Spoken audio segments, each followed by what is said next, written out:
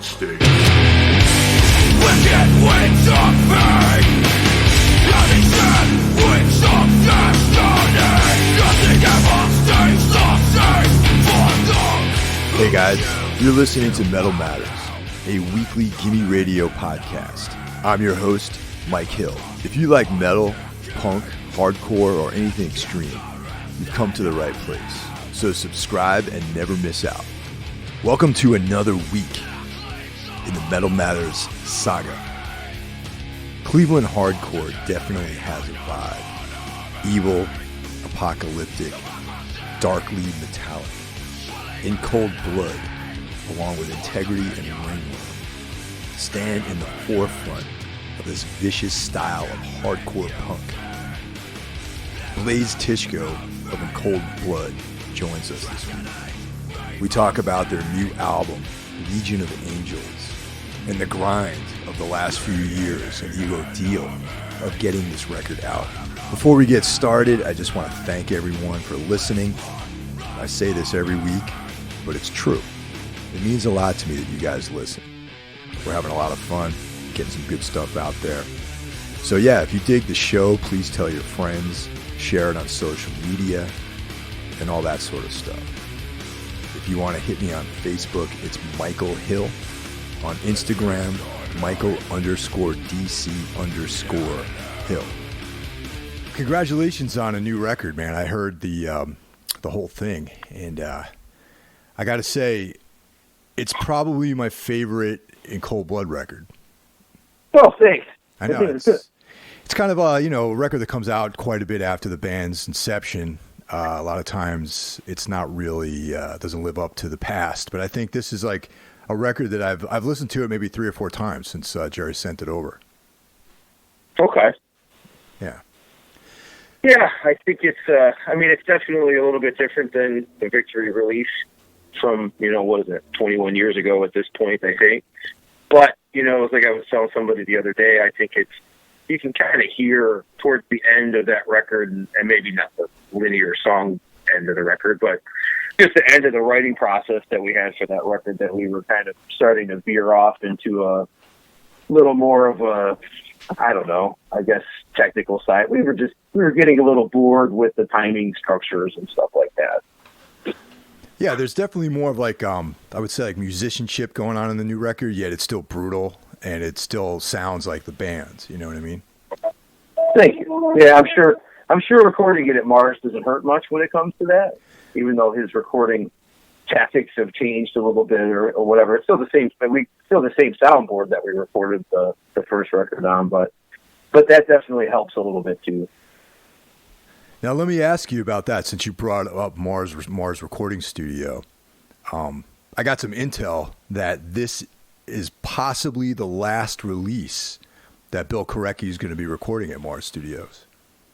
Yeah, it definitely was. I had a friend that came in after me. He brought all the recording equipment was gone at that point. He was just using the building and his own recording equipment. But as far as Bill actually pushing the buttons and being in control and using, the same board that everybody recorded on and everything, it was the last one. And I kid with Bill that, we kind of helped make him in the music world. It helps. I mean, that's a little bit of a stretch, even as it is, because Bill definitely made himself. But at the same time, we kind of made him retired too.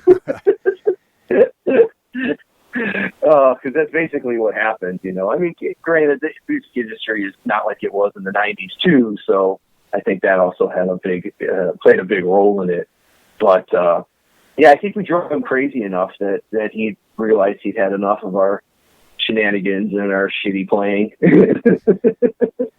Because a lot of those Cleveland bands, pretty much that whole scene for the most part, that was like the go-to studio for everyone. Like Integrity. Oh, for sure. Yeah, I would think it's at least like 95%, maybe even more than that, of anything known, hardcore metal-wise that came out of Cleveland came out of that studio.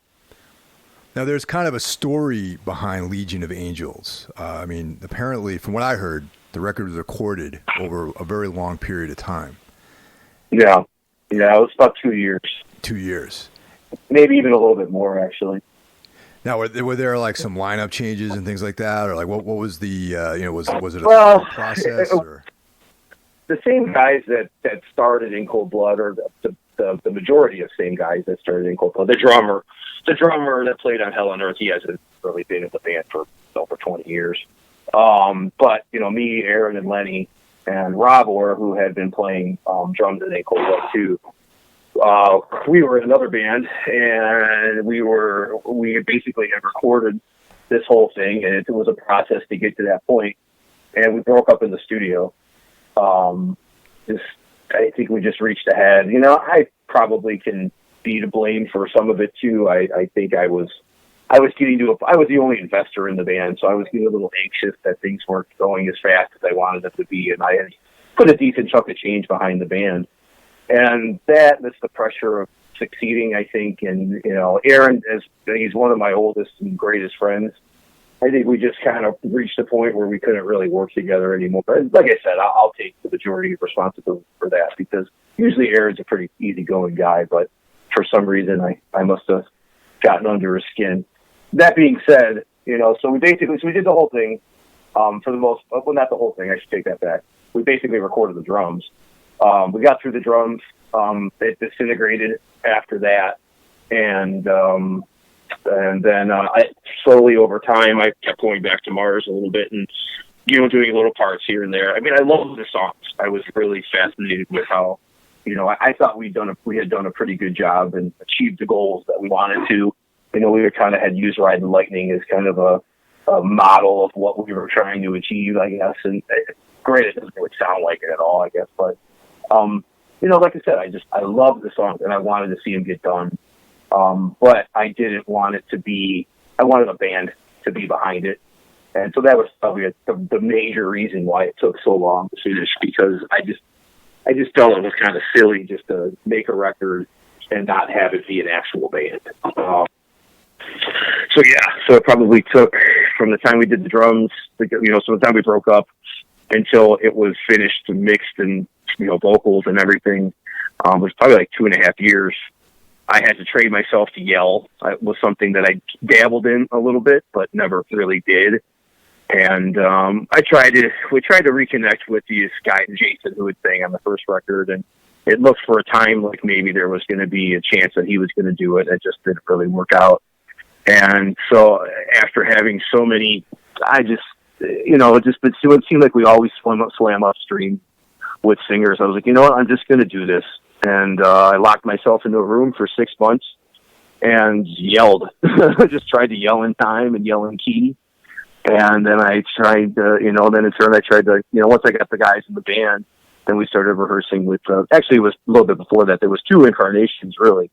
One incarnation with guys from Columbus. And those guys really taught me how to, they taught me how to just get the most out of practice. And I really kind of got a little bit more comfortable with yelling and playing too. And, but it didn't quite work out with them. And, then I ended up getting together with a whole bunch of guys from Cleveland and it got a lot more comfortable. And here we are. And it's probably been, we're probably close to 3 years since we broke up in the studio.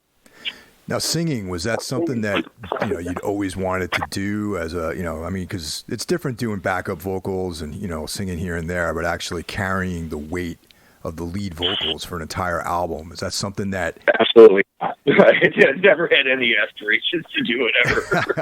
I think a lot of, some of my friends, I should say, kind of always, they definitely always wanted to do that. Me, never. In fact, the band had, before that, I actually was doing it kind of out of necessity or whatever, and I just didn't feel I was very good, and at the time I had a lot of stuff going on. I owned a business, and I had family, a wife, and, stuff that just life stuff was sucking me dry, really. And I was like, and so I went on and got a singer, and that didn't really work out. So, no, I really did not want to at all. Most of the bands I've ever liked, besides Death, I guess. Maybe I'm sure I could find some more if I looked a little bit, if I thought some more about it. But most of the bands I liked were, they had frontmen, and people that were kind of commanding the crowd and whatever. it's difficult to do that when you have to play too. But there's not, the pool in Cleveland was pretty dry. You know, I didn't really have, there wasn't much to choose from. There was one guy that came down and did a pretty good job. But by that time, that ball had kind of already got rolling with me doing it, and it just made sense after a while. You know, even though it wasn't something I was comfortable with 2, 3, 4 years ago, I look forward to it now. I do like doing it. A lot of it had to do with just learning to not have practice be a party. You know, like back in with I mean, those Aaron and Lenny were old friends. We've been in bands since the mid '90s, and we've been hanging out even before that. And so, you know, it would always be, practice was a party. You know, you get there's beers, there's whatever, and it's social time and whatnot. And, you know, when I learned that was non-productive, then things changed dramatically. And not a knock on them. I mean, people do whatever the hell they wanted to, you know, but I had never done that. You know, I was probably, you know, I was in my 40s when I realized, like, hey, this is kind of cool, actually. You know, like, do this for an hour and a half and get shit done. And look how much better we've got, you know, instead of eking it out for 6 months or 8 months or whatever. Sure, we had a lot of fun, but we didn't make much progress. Yeah. Do you write the lyrics too? Or, you know, since you're the I wrote the lyric. I know Aaron had written a lot. Actually Jason Thompson, when, you know, the time that we were working on maybe doing something, he even wrote like a couple lines and some parts. Another guy had written maybe just a couple lines, nothing crazy, but the majority of the lyrics were me and Aaron. Aaron had written, I think Aaron wrote 2 or 3 songs on the record, and he had lyrics for his songs, and then I wrote all the lyrics for my songs and for the ones that Rob also wrote a couple songs too. And so I would say I wrote the vast majority of them, you know, 70, 80%, something like that. So now that the record's done, how do you feel? Do you feel like this big weight's been lifted off your shoulders, or, you know, are you satisfied with everything? Oh, for sure. Yeah. I mean, like, it was such a process. And the process of getting the record done, the process of having to deal with, you know, here's some of my best friends and some of the only guys I've ever been in bands with that all of a sudden don't want to be in a band with me anymore. You know, that was kind of a kick in the dick for sure. It was like, geez, oh man, like, what the frig is wrong with me? You know? So, you know, that was disheartening, and it took me a little while to stop feeling sorry for myself and to pull my head out of my proverbial ass and the kids kind of get back on the horse. You know, it would have been real easy, and I'm not trying to pat myself on the back. That's not why I'm saying this, but it would have been pretty easy just to be like, you know what, screw this. I don't need this, whatever. But I have sometimes this weird determination that, you know, it sometimes makes me, I make bad decisions sometimes with my weird determination. You know, maybe I would imagine that the financial decision would have been to run away. But at the same time, you know, I don't know. I had to see it through. I had to see it through to the end. I had to see it get pressed. The main reason was I loved you. Like, I really thought that we had done it. Like, we had achieved what we set out to do. You know, and over time, I had a friend. I reconnected with an old friend, and he had weird hours just like I did. So, you know, at 3 a.m, it was 6 a.m. for him, or 9 actually, I think. And, you know, we just started talking through shit, and he kind of pulled me. You know, he helped me a lot, because I was definitely in a bad spot for a long time. And he just kind of helped me, give me the confidence to get my head out of my butt and move forward. You know, eventually I did, and I got lucky enough to find some guys that were big for, you know, they were fans of the band, and they really liked the band, and I enjoyed being with them, so it worked out good. Now, that's a good deal, man. I love hearing stories like that, because, you know, when you're in a scenario like that, especially in the studio, when the band, you know, things kind of fall apart, and yeah. It's easy. It's so easy just to be like, fuck it, it's over. I'm going to burn all this shit. I'm done. And then, yeah, even despite all that stuff, even though it took, like, you know, some time, the record's finally done, and it's going to be coming out next month, right? So what's the release date? Yeah, August 23rd. Oh, great. So this is going to August 23rd. Physical copies are on August 23rd. Yeah, this episode will be out right around the time the record comes out, so that's cool. So perfect. Yeah, kind of worked out, you know. Fantastic. Now, there's another question regarding the video, because that video came out like almost a year ago, I think, right? For Retro Souls. Yeah, it was like last April or end of March of last year, I think. Yeah. Yeah. So when you guys shot that video and it came out, did you have the idea of this record being released at some point? Was all that stuff in place, or was it just? Oh yeah, I mean, I had assumed that. I had thought that when we were like getting ready to finish it at that point, I mean, the music had been done.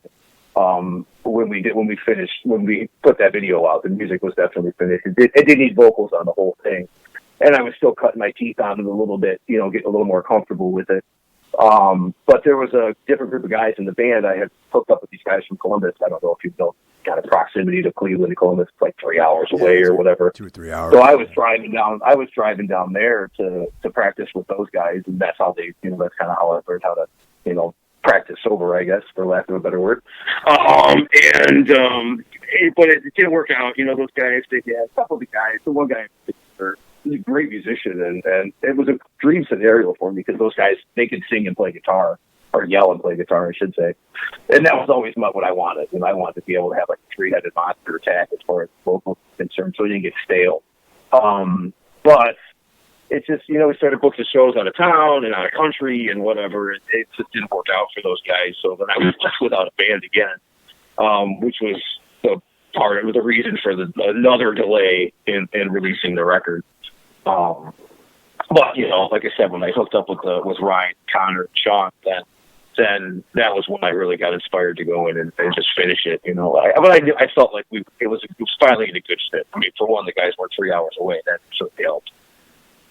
Yeah, because when you got to travel that far, you tend to focus a little bit. Yeah, so with that video, the majority of it it's actually going to get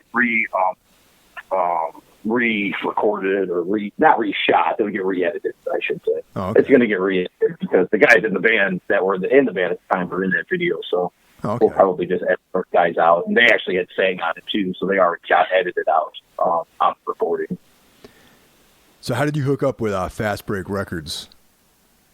I've known those guys forever, at least 20 years, maybe more. Especially Richie, Chris. I know Chris Mahmood isn't really part of the record label, but he's friends with those guys. Obviously, he's real close friends with them, and I've known him forever. Tony Sharada actually was the one who had kind of come to me about it. And because we had a kind of a semi playing deal with another band that we had, and we kind of blew it. We didn't get to Arden in time, and they kind of looked at us like we were a bunch of idiots, which we most certainly were. But Tony had seen the video and he was impressed. He liked it. He liked what we were trying to do, and I think he liked the backstory of the band and where we were going, and that was pretty much how we got this incarnation, into the on the Fast Break. A lot of it was Tony for sure. But I would imagine my long-standing friendship with those guys. I mean, they've always known me to be a semi-stand-up guy. I think, at least. You never know. Maybe they think my gut. Just never said it. No, we've always got along pretty good. Actually, I've always felt like I've never spent too much time in Reading. The little bit of time that I did spend out there, I was very impressed at how their scene operated. It just seemed like it was guys that were real. There was no egos really. I mean, I'm sure there are. I just didn't see it maybe, but it just seemed like a stark contrast to what Cleveland is now. Cleveland at one point was pretty fantastic as far as that goes, but it's not that anymore. Yeah, it's funny. I hear that same story from everyone I talk to in different cities. You know what I mean? It's like, I guess like the longer you stick around in a particular scene, that sort of thing develops over time. I think it just gets like egos. I mean, you've got a lot of people with these deals for nothing. I mean, big deal. You got a 7-inch and 3 kids from Rhode Island like record. I mean, what does that mean? I mean, it's cool. It's great. It's the reason we do it. But at the same time, there's no reason to. I mean, are you going to work still? Because if you are, you're just like I am. I mean, if you're driving home in a $200,000 car and you're going to your $800,000 house and you're not going to work the next day, then okay, you can have a little bit of an ego. But in hardcore, yeah, really? It's weird. And it's gotten worse instead of getting better. Now, when people talk about, Cleveland hardcore, the term holy terror comes up, you know what I mean? And, okay. And it's like, I think of Integrity, I think of Ringworm, I think of In Cold Blood. Is there any sort of idea behind this, or is it just a bunch of guys who are all into the same stuff, then their bands are really a combination of metal and hardcore? Is there any kind of people like a concerted effort to like a plan, like a grand master plan? Yeah, is there a master plan behind that stuff? Well, I think the grand master plan is probably good. He certainly was the one that always had the vision and the what else? How else would I say it? He was the guy who was kind of the driving the bus on all that stuff. Because, whilst we were very clever with the music and whatever, I don't think, we kind of lacked a little bit of, I guess I would say vision is probably the best word I would use to describe it, At the same time, we were also a bunch of idiots, too, and didn't really appreciate what was going on around us, probably, which is probably one of the best things about what happens now is that, you can kind of, I look back at what happened back then and how much we took it for granted, what was going on, and we definitely did, a bunch of stoned out idiots, just like, whatever, man, we don't care about, and now you look at it, it's like, geez, what were we thinking? we should have taken advantage of every, just sucked it all up, I guess, really. But yeah, no, I think he was probably the visionary behind a lot of it, and I think he helped propel the scene a lot because of that too.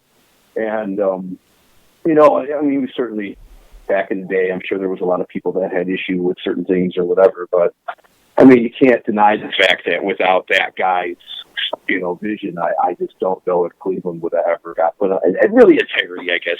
I'm not going to just put it all on him. I think Integrity was probably the major reason why people knew what was going on in Cleveland.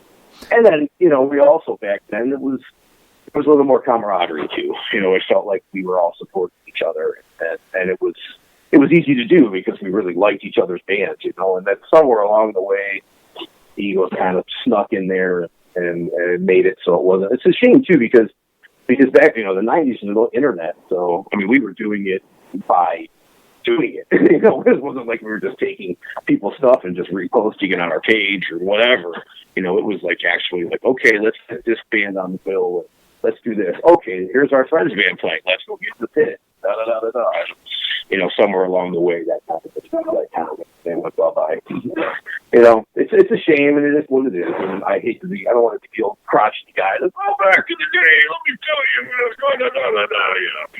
That's kind of stupid to look at that. You should really be looking forward. But I'd be a liar if I didn't say I missed it.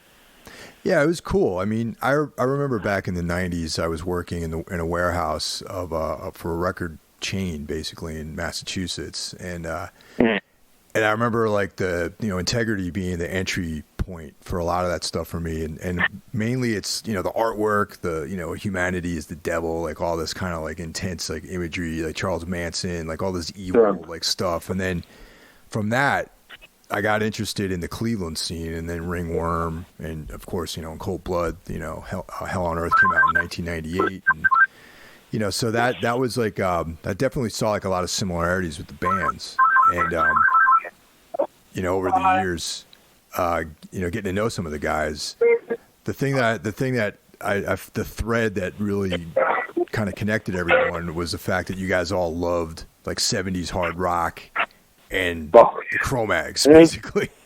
Yeah, definitely. A lot of Cro-Mags, a lot of Slayer. Yeah. A lot of Cro-Mags, a lot of Slayer. That's certainly, that's Integrity right there for sure. Yeah, big time. And then the 70s rock stuff. I got introduced to that mostly from like Frank Dominik, James Bullock, and those guys, the Warm guys. And man, it was like a breath of fresh. You would never think that getting introduced to 70s rock in the 20s was going to be a breath of fresh air, but it definitely was for me. Because at that point, like hardcore had kind of gotten stale. It just seemed like there were some people that were kind of going through the motions, and just the new stuff that was coming out but kind of, I'm sure for some people it was great. For me, I was just kind of losing interest in it a little bit. But then here comes like Frank with all these 70s records. Like, check this out. And I was like, holy shit, I didn't even know this existed. This is, granted, it's a totally different style of music, but from like a musician's kind of standpoint, it's incredible. And it's still my favorite, probably, of anything. If you gave me a choice to sit down and, listen to a record, I've listened to Age of Coral probably 175,000 times at this point. So I probably would pick ELO over that just because it's a little more sonically pleasing, I guess. Sure. But that was cool. It was a good time for sure. Going on tour and having Frank was really good at exposing people to new music, and Aaron was too. Aaron was always kind of more like the Celtic Frost guy or whatever, and but that was definitely the love. Definitely a lot of Chromax. Definitely a lot of Slayer. Have the Melnick brothers ever done a band without each other?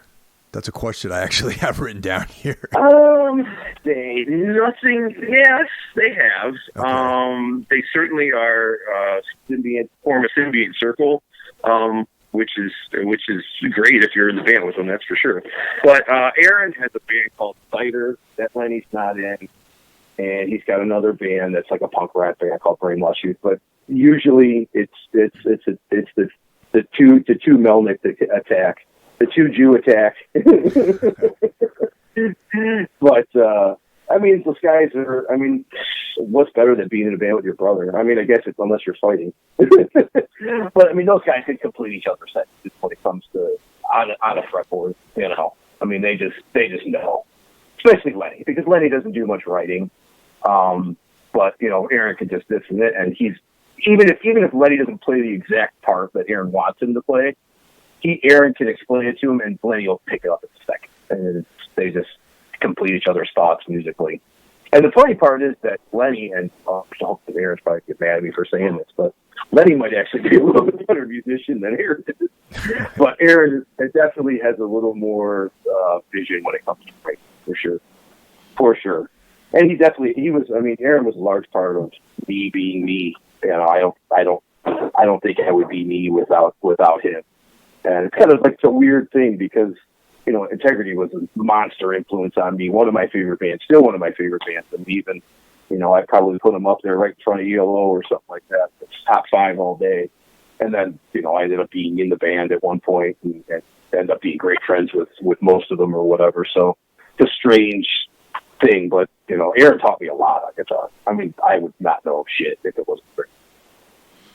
Let me ask you a question about the name of the band. All right, I've always ever since I found out about it in Cold Blood, I was like, is that from the movie, from the Truman Capote book? Like, what's the story of the name? It's from the Truman. It's from the Truman Capote book, yeah, for sure. Aaron came up with the name. Cool. And he just said, I think this would be a good name. It's from this Truman Capote book, and Frank was like, okay, whatever you say, brother. But yeah. Aaron came up with it, and that's where it came from.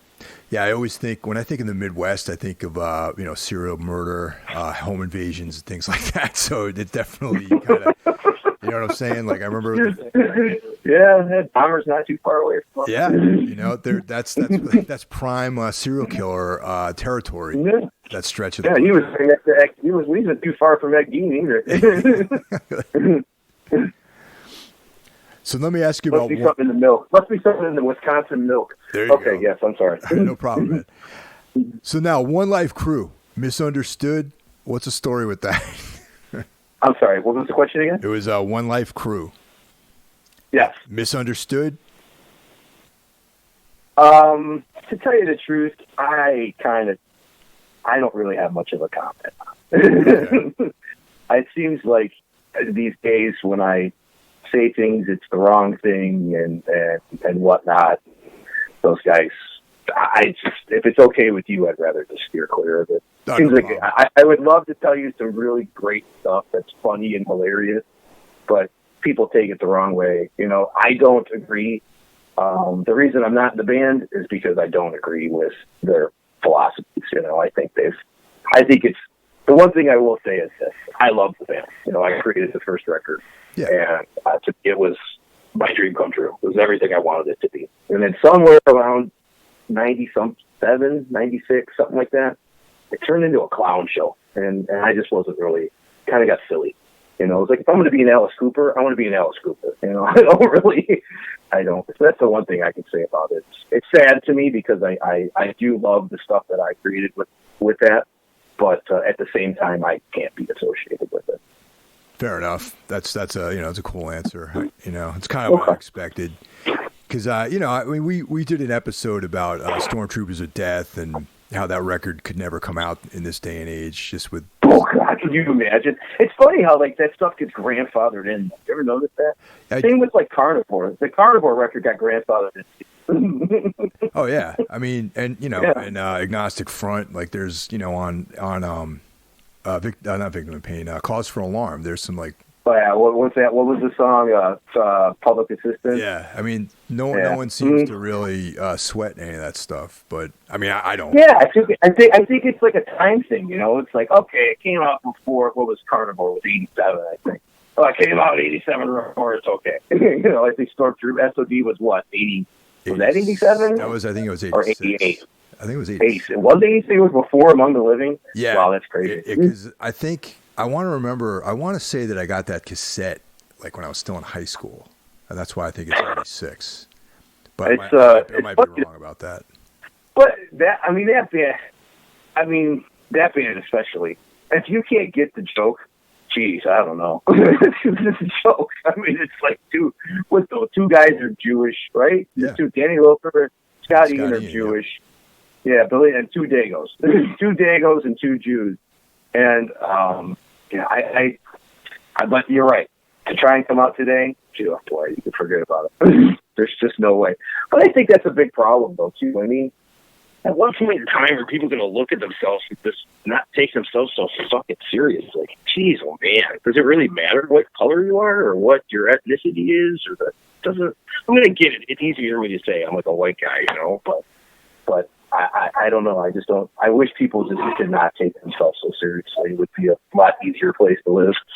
Yeah, I mean, it's. I don't like when politics and art sort of get together like that. You know what I mean? And you know, sensitivity, like all this sort of stuff. Because I think like I'm the mindset of like Throbbing Gristle or something like that, where anything that confronts people or provokes is good. You know, I think that. Mm-hmm. You know, you can use any kind of imagery or any kind of, you know, any method that you want to get reaction out of people and, you know, provoke people. I think that's kind of like why I got into like punk and metal and hardcore and all that sort of stuff, you know.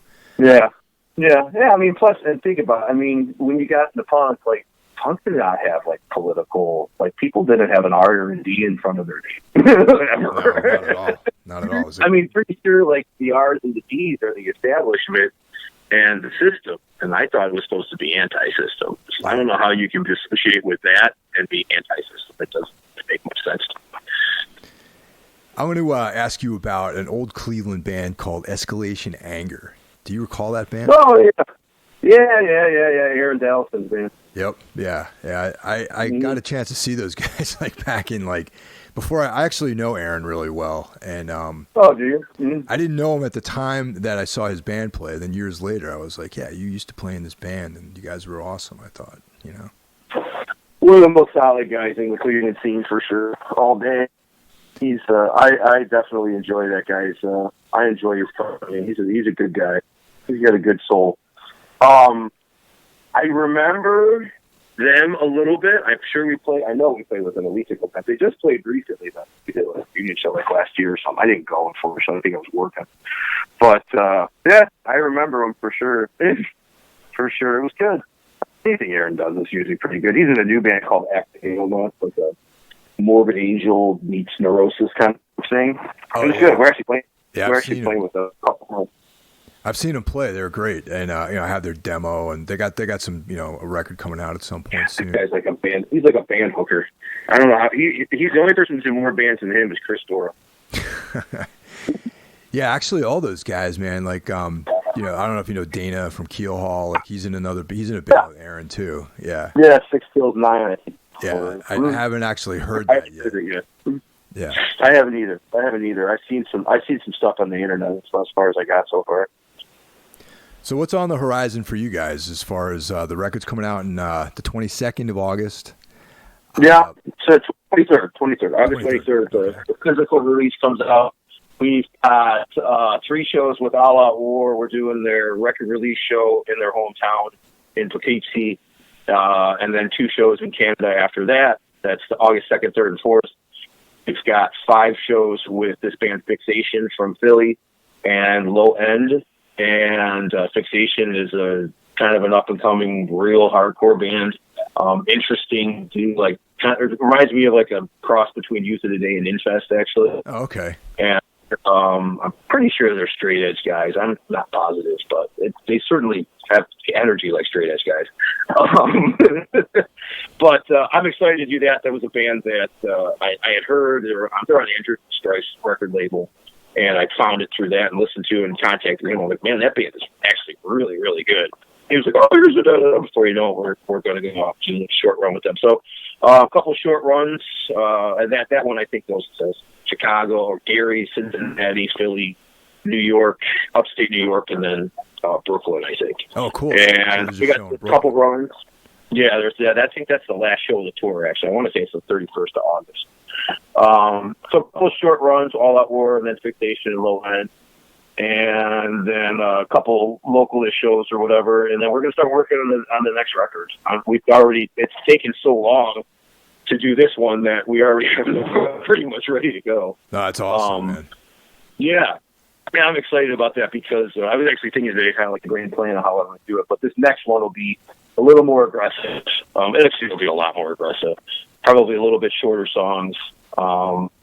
Just more of a, I don't know, just kind of a whack you upside the head with there's not many things left riff-wise in music. They've been gone for a long time. Tony Iommi took most of them. James Hetfield took the rest. That was pretty much, and he didn't leave James much. And Hanneman certainly took a lot of them too. But there's not much left as far as that goes. Like riff-wise, it's pretty much all going to be regurgitated. But what you have left is the way you structure the songs, and the time changes, and utilizing bridges to build up certain things and parts and whatnot. So I want to and that's pretty much what the approach for Legion of Angels. But I want to take that same approach and apply it to a little more aggressive philosophy, a little bit more 80s hardcore. Yeah, that's probably the best way I could describe it. So the next record will be more straight to the point, but with the same song structure idea of just keep trying to keep it not boring. 4/4/4/4 timing is predictable, and you pretty much, that's what Age of Coral is. It's great. It's super catchy, but it's already been done a million times at this point. So that's next on the horizon. After the shows and stuff like that, we'll probably pop back to the studio and knock that out. And then after that, probably another record that'll be a little bit of a mix, and then I'll be dead. That'll be the end. Where can everyone find you online? Like you guys have, Facebook, Instagram. All yeah, that. there's an In Cold Blood official Facebook page, and then we have In Cold Blood official Instagram also. So if anybody is looking to get a hold of us for whatever, obviously you can also get a hold of us through Fast Break, any of their avenues too. Well, it was great talking to you, Blaze, and good luck with everything. And I'm going to keep an eye out. I'm going to keep an eye out for that Brooklyn show. That definitely. Oh, perfect. Yeah, like I said, I think it's the 31st of August. Okay. Do you know where you're playing at? Is it St. Vitus or the Kingsland or something like that? You know what? I'll look that up and I will text it. I just posted it actually to our page the other day, but I'll have to check that and make sure. I don't think it's St. Vitus. I think it's somewhere else. I'll find out, man. Believe me, I'll find out for sure. I will text it to you as soon as I look on the thing here. Awesome. Well, anyway, actually, you know what? I don't think it says a venue, to tell you this. I'm not sure. I'm sure they have it booked, but I think it just says booked. It's probably St. Vitus, right? Is that pretty much where everybody plays in Brooklyn? Yeah, there's actually another spot called the Kingsland, which is kind of in the same. Actually, there's 3 venues kind of in that same neighborhood. There's St. Vitus, really? The Kingsland, and then there's a place. Maybe it is. You know what? I think it is Kingsland, actually. I think you're right. They just had like Negative Approach played there with I Hate God, and there's like it's a spot. Like people definitely go there. It's L'Amour's. It's well, it's not quite as big, but it has that same sort of scummy vibe, Oh, nice. I've never been there. I've heard like so many stories about Carnivore playing there and everybody else. Like, man, I wish I got to go there. Fuck. It would be at Whiplash. I think Whiplash used to play there all the time. Oh, actually, the new version of Leeway's got a guy from Whiplash in it. There's like, oh, no shit, really? Yeah, it's pretty cool. Wow. Yeah, but a buddy of mine turned me on to that first Whiplash record, and I've been going crazy on. Oh yeah, man, they were great, definitely. All right, man. So have a good night, and once again, congratulations on the new record, and I'll catch you guys when you hit Brooklyn. Perfect. I will be there. All right, man. Take care.